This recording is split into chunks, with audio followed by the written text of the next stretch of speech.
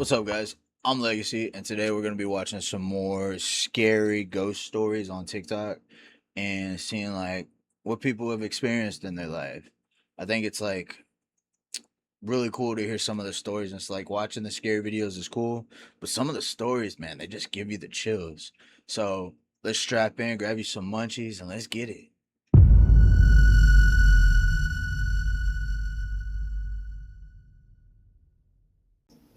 Let's talk about something terrifying. So if you've seen a lot of my videos, then you know that this is very unusual for me to be filming from my bed. And before I get into my own personal experience that happened a couple nights ago, I just need to know if anyone else has experienced waking up in the middle of the night right before something weird happens. I don't know how else to explain it other than I woke up knowing that something was wrong or something was going to happen. And I was trying to calm myself down because I have terrible anxiety and I do not sleep very well, period. So I thought I was having a panic attack and tried to get myself to go back to sleep.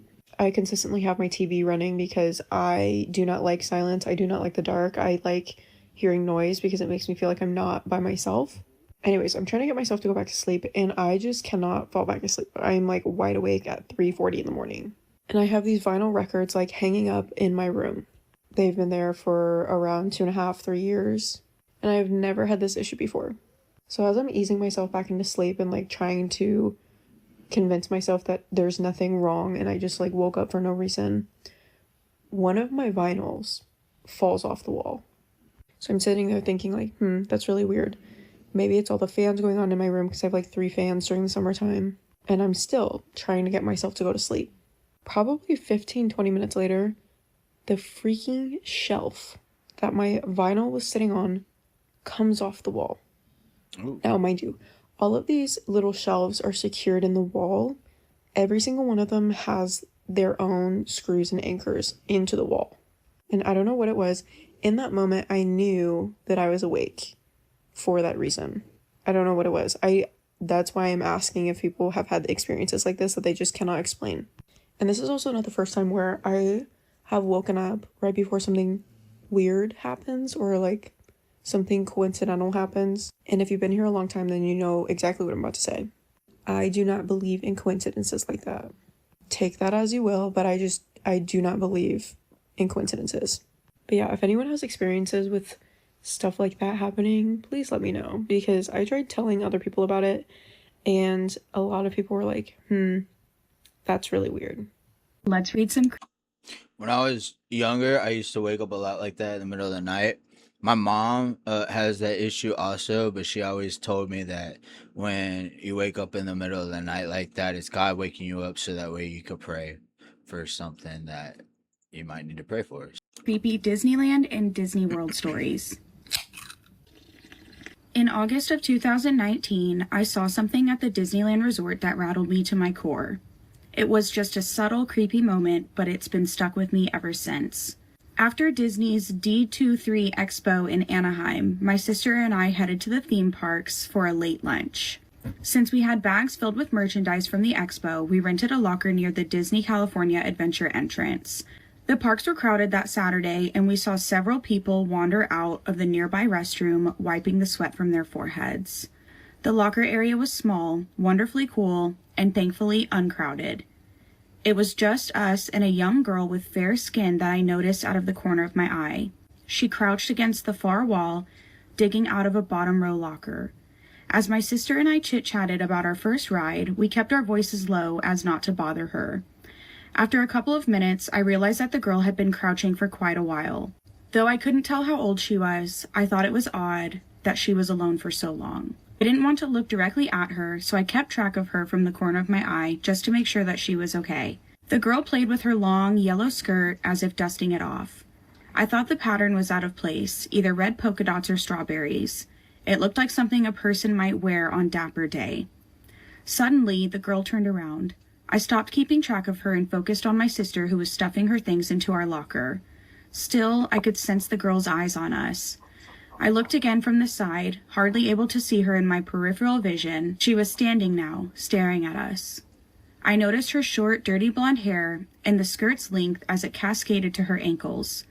She was taller and older than I expected, probably a young teenager. What was she doing? Why was she looking at us? It was just too weird, and I needed to know. I quickly crammed my bag into the corner locker and shut it. I could still see the girl watching us. All at once, I gave up my reservations and turned around. No one was there. The locker area was totally empty. There wasn't a thing that resembled a yellow dress or a girl with fair skin. For a moment, I stared at the emptiness with goosebumps racing down my arms. "Are we going over to Disneyland?" my sister asked. She looked toward me and noticed my flustered face. "What's wrong?" I said, "Did you see that girl near those lockers?" "Yeah, I saw someone," my sister muttered. She had noticed the girl too. But I didn't have to explain. My sister was already staring at the empty row of lockers near us. I watched the color swiftly leave her face. I told my sister about the ghost I'd seen at Disneyland before, and now she had seen one too. The moment was haunting and darkened the sunny afternoon. My sister reopened the locker and yanked our things from it. With our arms full, we rushed toward Disneyland, gripping our bags and unable to shake the ghostly girl from our minds. When you enter Disneyland, you walk under the train tracks. Just after this, on the left side of the street, next to the City Hall restrooms, is the firehouse. When Walt Disney was alive, he had an apartment on the second floor of this building. He used it as a home base of sorts while the park was being built and stayed there often after Disneyland opened. He also hosted celebrities and VIPs in his apartment. Whenever Walt was in the park, he would light a lamp in the fire station window to let people know he was there. Apparently, Walt never left. According to Disney legend, soon after Uncle Walt's death, a woman from the maintenance crew was cleaning the apartment and noticed that the lamp was still lit. She turned it off and left, only to see it lit in the window when she got outside. She then did what anyone would do in this situation. She went back into the apartment and turned the lamp back off. When she went back outside, the lamp had been relit. She went back again and turned it off, only this time she didn't leave the apartment. The lamp turned itself back on, right in front of her. Nobody has tried to turn the lamp off since. It is left burning to symbolize Walt Disney's presence in his beloved Disneyland. To this day, cast members report footsteps and knocking coming from the fire station apartment, especially at night. Bro, they said they got that dude buried up under the park, frozen in ice. I don't know if it's true, but that's what I heard. It's a conspiracy. But yeah, apparently he's buried under. Allegedly. In 1996, a 19-year-old boy tried to sneak into Disneyland for grad night. Every June, Disneyland is open overnight for high school graduates. Thomas Cleveland snuck over a perimeter fence and onto the monorail track. A security guard saw him and tried to warn him to get down, as this was a very dangerous place to be. Poor Thomas didn't listen. He just ran away so he wouldn't get in trouble. He should have listened, because just then he was hit by a monorail train and dragged 30 to 40 feet before the train stopped. When I worked at Disneyland, I heard rumors that sometimes late at night, cast members driving the monorail would see a young man running along the monorail tracks at the back of the park, in the spot where Thomas died. 1 minute the figure was there, and the next he was gone. Dolly Young was riding on the Matterhorn on the Tomorrow side. There are 2 tracks that go through the ride, one near Tomorrowland and one near Fantasyland. Dolly was alone in the back seat and a child was alone in the front seat. In the middle of the ride, Dolly unbuckled herself, supposedly to assist the child in the seat in front of her. She stood up just before the dip where the track crosses over the track she was riding on. She hit her head on the bridge and fell onto the track. When the next sled came along, Dolly got run over. Oh, no. The story is that they had to dismantle the track to dislodge her body. Oh, goodness. Dolly now haunts the Matterhorn. Some people say they've seen Dolly. I worked on that ride for several years and I never saw her, but I sure did feel her. On July 8, 1974, 18-year-old Deborah Gale Stone, a new employee who had just graduated from Santa Ana High School, was crushed to death after slipping between a revolving wall and a stationary platform inside the America Sings attraction. She was in the wrong place during a ride intermission. It was unclear whether this was a result of inadequate training or a misstep, as the ride had opened about a week earlier. The attraction was closed for 2 days while crews cleaned up and installed new carpeting and installed warning lights and breakaway walls to prevent further incidents. When I was in middle school, my family was riding Pirates of the Caribbean in Disney World during the nighttime extra magic hours. It was during the fireworks, so there was almost no one in line. We had already walked onto the ride a couple of times and went back for another trip. This last time, there was no one in the couple of boats ahead of us or behind us, except for one guy in the boat directly before ours. We had heard the legend that if you yelled George 3 times during the fire scene, you might see him, and since no one else was around, we decided to give it a shot. We yelled, "George, George, George," as quickly as we could when it was time, had a giggle, and enjoyed the rest of the ride. Why 3 times? Then noticed about the time we got to the jailhouse scene that the person who had been in the boat ahead of ours was gone. Oh, that was our George experience. It was George. Spooky. Okay, let's read some scary stories that were sent to us. But before we get into it, I had already recorded this damn video, and at the end of it, there was no sound. And during the video, that mythical kitchen? Like, I had the fireplace going on my TV, I had all the lights off. In the middle of the video, I heard like a weird, scary sound. So I got up and turned all the lights on, and I turned Rhett and Link on. We need some good vibes. Rhett and Link. These 2 stories are scary, okay? They're just scary, okay? Let's get through this. This story takes place when I was around 8 or 9 years old.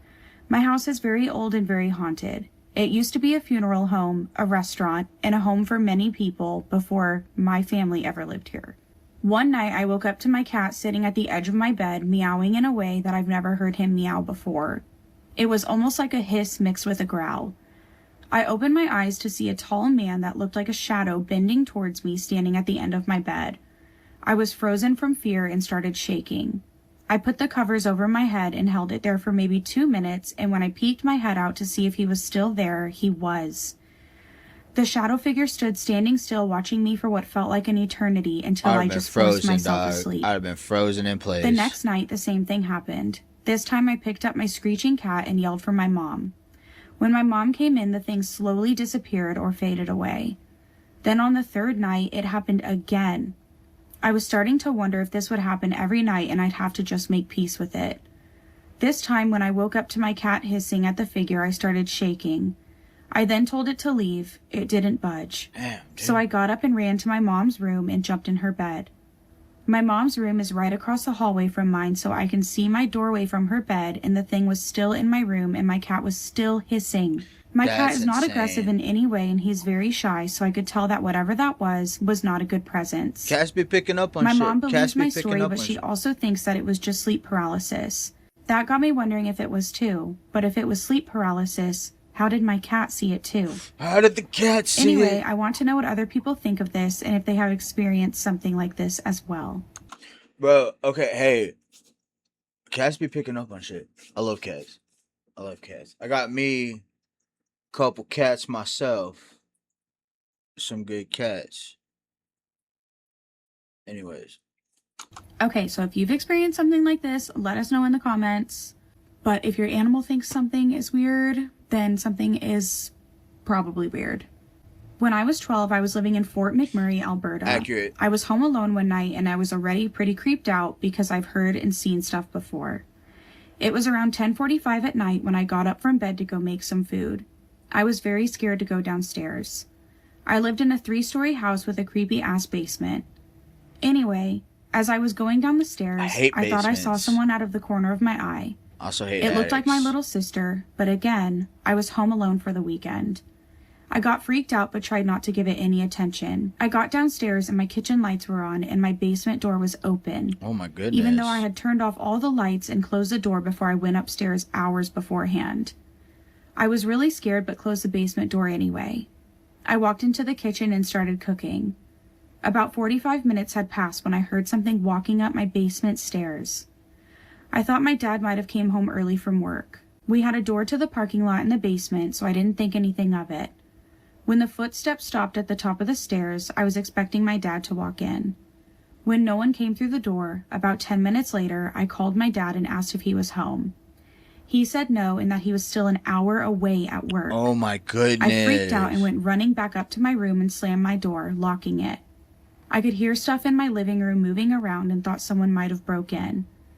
I heard heavy boots walking up the stairs and go into the bathroom.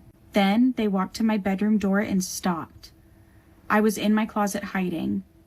Then the closet door started shaking violently and I was quietly crying and trying to text my mom. About 20 minutes later, I came out of my closet and my room was completely trashed and there were big scratch marks on my door. Oh, I'd have called the police. I called my guy friends to come over and check out my house. They walked into my house and checked all the rooms. We found nothing or no one. We were all freaked the fuck out and sat on my couch downstairs. That's when we all heard someone upstairs walking around in all the rooms and the basement door flung open on its own. We freaked out some more and ran out my front door. I ended up staying with a friend that weekend until my parents were home. They came home to the place completely trashed and scratch marks up the walls. Safe to say, we moved out a couple weeks later. Okay, that one is obviously very scary. That one was trippy, dog. But, like, was that paranormal or did somebody actually break in? But that's the thing, dog. Look, you think about it. The scratch mark, like everything about that sounds like somebody broke into the house. Except the scratch marks. The scratch marks are like, yeah, that's what does it for me, dog. Like, what leaves scratch marks all over the house? Like, there's not just people just going around just scratch. That's gonna hurt my nails, dog. And why is scary shit always happening in Canada, in Australia, and South Africa? That's the story I was reading, by the way, when I heard a creepy noise in my house and had to get up and turn all the lights on and all turn over on the world, red brother. light. It's happening. It's So, happening. I think I'm done reading scary stories for today. I'm terrified. Terrified. Scared I'm gonna see something. I never want to go to Disneyland. I'm terrified. But that was a couple scary videos. I hope y'all have a good one. Like and subscribe for more, and I'll see you in the next one. I appreciate you for hanging out. Y'all have a good one.